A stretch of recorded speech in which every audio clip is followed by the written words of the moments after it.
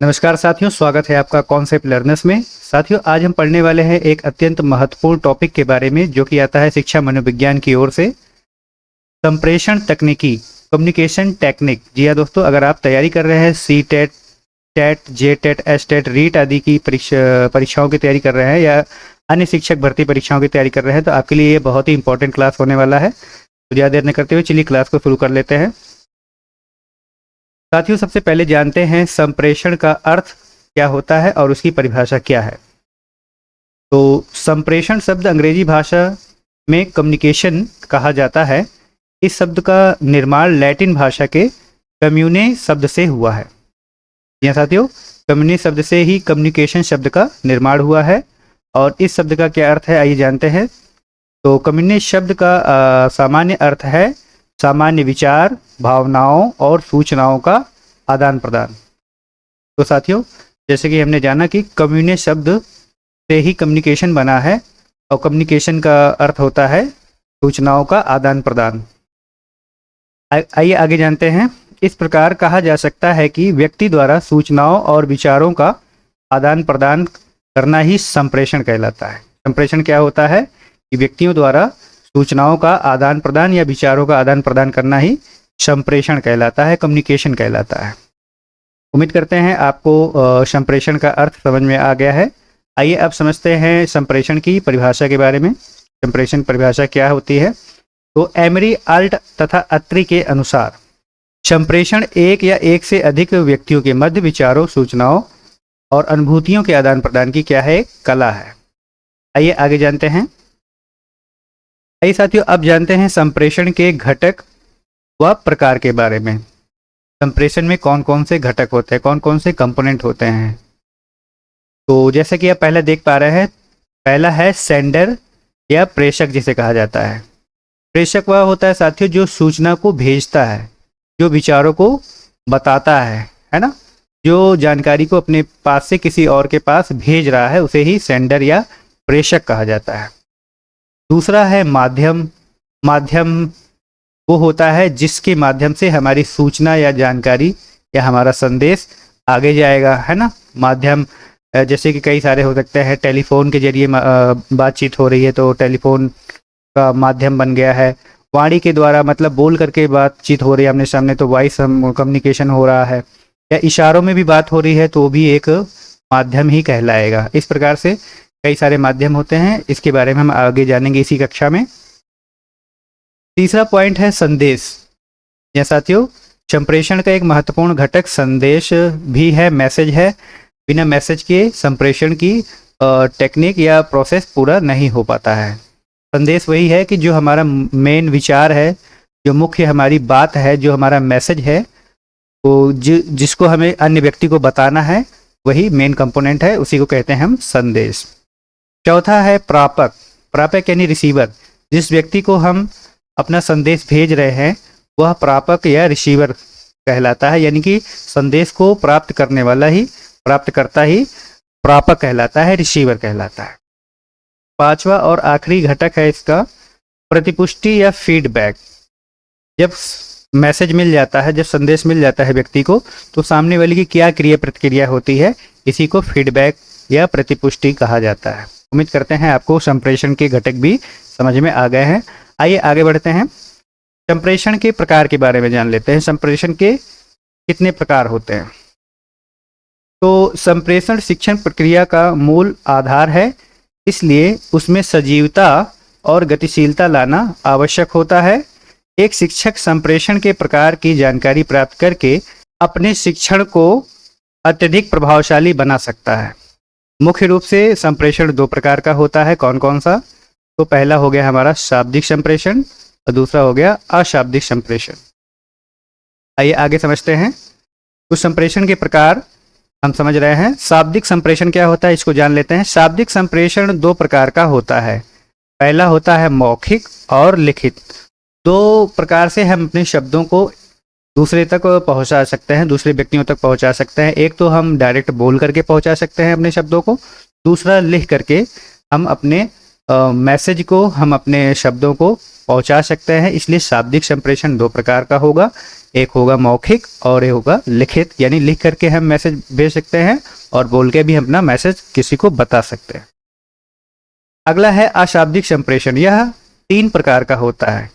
किस प्रकार से यह प्रसारित होगा? ध्वनि के द्वारा, मुख के द्वारा और स्पर्श के द्वारा। स्पर्श के द्वारा भी हम अपनी भावनाओं को हम किसी को बता सकते हैं कि हमारा क्या विचार है आपके बारे में।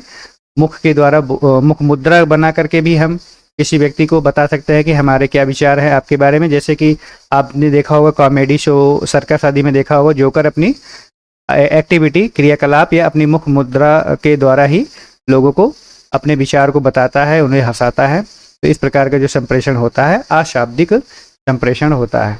ध्वनि निकाल के भी संप्रेषण होता है। कुछ जीव होते हैं जैसे कुत्ता, बिल्ली, बंदर आदि विशेष विशेष प्रकार की ध्वनियाँ निकाल करके संप्रेषण करते हैं। जैसे कि कुत्ते को मारेंगे तो अलग प्रकार से रोता है, वैसे आप मारिएगा नहीं। कुत्ते को मारते हैं तो अलग प्रकार से रोता है। कुत्ता कई बार अपने आप देखा होगा सिर उठा के अपने आप जो है रोता है, तो ऐसे माना जाता है कि कुछ अशुभ संकेत होता है उसका।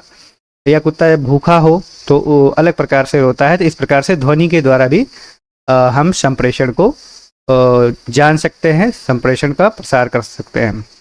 और इसका एक बहुत अच्छा एग्जाम्पल ये भी है साथियों कि जैसे छोटा बच्चा रोता है, जैसे अपने बोलना नहीं सीखा है, बहुत ही नवजात शिशु है, तो वह रो करके भी अपनी माँ को बताता है कि उसकी क्या आवश्यकताएं हैं, है ना। जब वह भूखा होता है अलग प्रकार से रोता है, जब उसको कोई कष्ट या पीड़ा होती है अलग प्रकार से रोता है। माँ तुरंत समझ जाती है कि बच्चा हमारा क्या कहना चाह रहा है। तो दोस्तों संप्रेषण 2 प्रकार का हो गया मुख्य रूप से। एक हो गया शाब्दिक संप्रेषण, एक हो गया अशाब्दिक संप्रेषण। आइए आगे जानते हैं संप्रेषण तकनीकी का शिक्षण में क्या उपयोग है, इसके बारे में जानते हैं। तो मोस्ट इम्पॉर्टेंट ये टॉपिक है, शिक्षण में हम संप्रेषण तकनीकी का क्या उपयोग करते हैं या किस तरह से लाभदायक है। तो शिक्षक शिक्षा प्रदान करने के लिए विद्यार्थी के साथ क्या करता है साथियों? अंतःक्रिया करता है, इंटरेक्शन करता है। शिक्षक की सफलता शिक्षक और विद्यार्थी के बीच होने वाले पारस्परिक संवाद पर आधारित होता है। संवाद की सफलता कुशल संप्रेषण पर निर्भर होती है। फ्लैंडर्स ने 7 नियम बताए हैं जिसको अपनाकर एक शिक्षक संप्रेषण को प्रभावशाली बना सकता है। साथियों, बिना अच्छे संप्रेषण के, बिना अच्छी कम्युनिकेशन स्किल के कोई शिक्षक कामयाब हो ही नहीं सकता है, कक्षा में पढ़ा ही नहीं सकता है। शिक्षार्थियों को समझने के लिए, उनको अपनी बातें बताने के लिए एक अच्छी कम्युनिकेशन टेक्निक, कम्युनिकेशन स्किल की आवश्यकता होती है। इसे ही संप्रेषण तकनीकी का शिक्षा में उपयोग कहते हैं। फ्लैंडर्स ने इससे संबंधित 7 नियम बताए हैं जिसका प्रयोग करके कोई भी शिक्षक अपने संप्रेषण को प्रभावशाली बना सकता है। आइए जानते हैं ये 7 नियम कौन से हैं। तो पहला, विद्यार्थी की भावना को स्वीकार करना। जी हाँ साथियों, विद्यार्थी की जब तक आप फीलिंग को, भावना को एक्सेप्ट नहीं करेंगे तब तक आप उनसे अच्छे से इंटरेक्ट नहीं कर पाएंगे, उनसे जुड़ नहीं पाएंगे और अपना कक्षा में आप शिक्षण सही प्रकार से नहीं कर पाएंगे। दूसरा पॉइंट ये है विद्यार्थी को प्रोत्साहन और प्रशंसा करना। विद्यार्थी को क्या आवश्यकता होती है? प्रोत्साहन की आवश्यकता होती है, प्रशंसा की आवश्यकता होती है। विद्यार्थी को कोई कार्य दीजिए आप, यदि वह कर लेता है तो भी प्रशंसा कीजिए, यदि वह नहीं कर पाता है उसके प्रयासों की भी प्रशंसा कीजिए। यदि कोई क्वेश्चन सॉल्व नहीं कर पाता है विद्यार्थी, यदि विद्यार्थी किसी प्रश्न का उत्तर नहीं दे पाता है तो भी आपको उसकी प्रशंसा करनी चाहिए ताकि उसके मन में एक नया बल उत्पन्न हो जिससे कि वह अगली बार पुनः प्रयत्न करे अपने प्रयासों को आगे ले जाने के लिए। तीसरे पॉइंट पे बारे में जानते हैं, विद्यार्थी के विचारों को स्वीकार करना। विद्यार्थी के जो भी विचार है साथियों, अध्यापक को उसको स्वीकार करना चाहिए। ऐसा इसलिए करना चाहिए क्योंकि अगर आप उसके विद्यार्थी के विचारों को स्वीकार नहीं करेंगे तो उसके विचार मर जाएंगे। यानी कहने मतलब कि वह अपने विचार व्यक्त नहीं करेगा, और अपने विचार व्यक्त नहीं करेगा तो आपसे वह अंतःक्रिया नहीं कर पाएगा, जिससे कि आपका शिक्षण का कार्यक्रम अधूरा माना जाएगा, संपन्न नहीं हो पाएगा। चौथा पॉइंट है विद्यार्थी से प्रश्न पूछना। यहाँ दोस्तों, प्रश्न पूछ करके विद्यार्थी से बहुत ही अच्छा संवाद उत्पन्न किया जाता है, संवाद की क्रिया की जाती है, अंतःक्रिया की जाती है। यह भी जाना जा सकता है कि विद्यार्थी कितना सीख रहा है, उसका अधिगम स्तर क्या है, मतलब बहुत सारी चीज़ें उसके बारे में जानी जा सकती है कि विद्यार्थी कितना एक्टिव है क्लास में। तो इसलिए हर एक अध्यापक को यह चाहिए हर एक शिक्षक को यह चाहिए कि कक्षा में विद्यार्थियों से बारी बारी से करके जो है सभी से प्रश्न जरूर पूछने चाहिए और उनके उत्तरों को बहुत ही धैर्यपूर्वक सुनना चाहिए। अगले पॉइंट के बारे में बात करें तो 5वां पॉइंट है विद्यार्थी के सम्मुख व्याख्यान या भाषण देना यानी लेक्चर देना। विद्यार्थी के सम्मुख क्या करना चाहिए? आपको व्याख्यान यानी लेक्चर देना चाहिए, बताना चाहिए अपनी बातों को, अपने टॉपिक को अच्छे से एक्सप्लेन करना चाहिए, उनके मन में आपकी जो है चीज़ें उतरनी चाहिए, तभी अधिगम सफल हो पाता है। चौथा पॉइंट है विद्यार्थी को निर्देश देना। विद्यार्थी को गाइडेंस, निर्देश और परामर्श की सबसे ज़्यादा आवश्यकता होती है। बिना आपके सही निर्देश और परामर्श के विद्यार्थी सही से आगे बढ़ ही नहीं पाएगा, शिक्षण में सफल हो ही नहीं पाएगा। लास्ट पॉइंट के बारे में बात करें तो आलोचना करना, विद्यार्थी के सम्मुख अधिकार जताना। ये क्या है साथियों?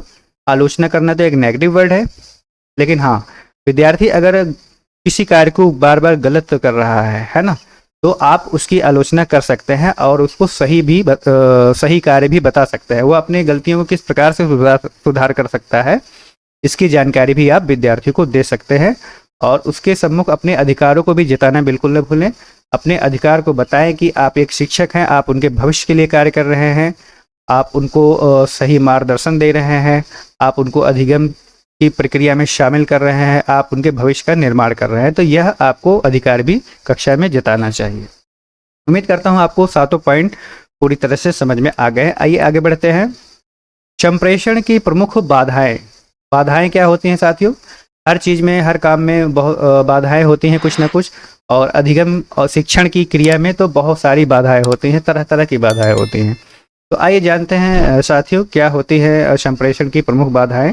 तो संप्रेषण की प्रक्रिया में बहुत सी बाधाएं भी आती हैं, जिनमें से प्रमुख निम्नलिखित हैं। कौन कौन सी? पहला, संदेश का स्पष्ट ना होना। ये क्या है साथियों? जैसे कि कोई टीचर समझा रहा है किसी बात को, किसी टॉपिक को, और उसको वो टॉपिक अच्छे से क्लियर ही नहीं है, पूरी जानकारी उसे है ही नहीं, तो विद्यार्थी तक जो है वो बातें सही से नहीं पहुंच पाएंगी। विद्यार्थी कंफ्यूज हो जाएगा, विद्यार्थी परेशान हो जाएगा, उसके संदेश स्पष्ट नहीं हो पाएंगे। या मान लीजिए कोई अध्यापक जो है थोड़ा सा हकलाता है, या ऐसा है कि जो शिक्षण कक्ष है बहुत बड़ा है, क्लासरूम बहुत बड़ा है और बच्चे बहुत पीछे बैठे हुए हैं, या लास्ट बेंच तक आपकी आवाज़ ही नहीं पहुंच रही है, आप इतना धीमा बोल रहे हैं जिससे कि संदेश स्पष्ट नहीं हो पा रहा है, तो वहाँ पे भी संप्रेषण में बाधा आती है, अधिगम में बाधा आती है। अगली समस्या के बारे में बात करें तो विषय पर रुचि न होना। कई बार बच्चों का विशेष विषय पर कोई रुचि नहीं होती है। जैसे कुछ बच्चों को जो है गणित नहीं पसंद होती है, कुछ बच्चों को जो है अंग्रेजी नहीं पसंद होती है, कुछ को विज्ञान या इतिहास नहीं पसंद होते हैं, तो क्या करने लगते हैं? कक्षा में ही सोने लगते हैं, उनको नींद आने लगती है। इस प्रकार से वो रुचि नहीं लेते हैं जो भी पढ़ाया जा रहा है। तो इस प्रकार की भी बाधा संप्रेषण में पाई जाती है। अगला पॉइंट है थकान का होना। ऐसा देखा गया है कि बहुत सारे जो है बच्चों में, या लगभग सभी बच्चों में देखा गया है कि जो पूरे दिन का जो क्लासें चलती हैं, विद्यालय में जो सारी क्लासें चलती हैं, अंतिम की जो कक्षाएं बचती हैं, है ना, 5वें 6वें या 7वें पीरियड तक आते आते बच्चे बहुत थक जाते हैं, मानसिक रूप से या शारीरिक रूप से भी।